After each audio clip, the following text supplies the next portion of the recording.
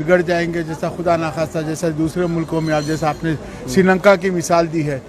تو میں اسی وقت بتایا تھا کہ ہمارے پاس شیعوں میں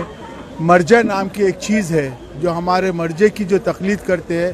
اور اس بار بھی آیت اللہ سیستانی نے ایک فتویٰ دے کر یہ ثابت کر دیا کہ محرم اور سفر میں کسی بھی قسم کی جنگ یا کسی بھی قسم کا جھگڑا حرام ہے، حرام ہے، حرام ہے. اور اسی فتوے کو ودن 24 آورز یہاں کی پبلک نے امپلیمنٹ کر کے ساری دنیا کو یہ ثابت کر دیا کہ مرجعیت کی طاقت کیا ہوتی ہے. اور آج آپ دیکھ سکتے ہیں کہ کروڑوں لوگ، لاکھوں لوگ، کروڑوں لوگ یہاں پر حسین ابن علی علیہ السلام کے چہلم کے لیے یہاں پر آئے ہیں، اور ہمیں بہت فخر ہے کہ ہم ہندوستان سے آئے ہیں. اور جیسا کہ امام حسین کے دل میں ہندوستان کے لیے ایک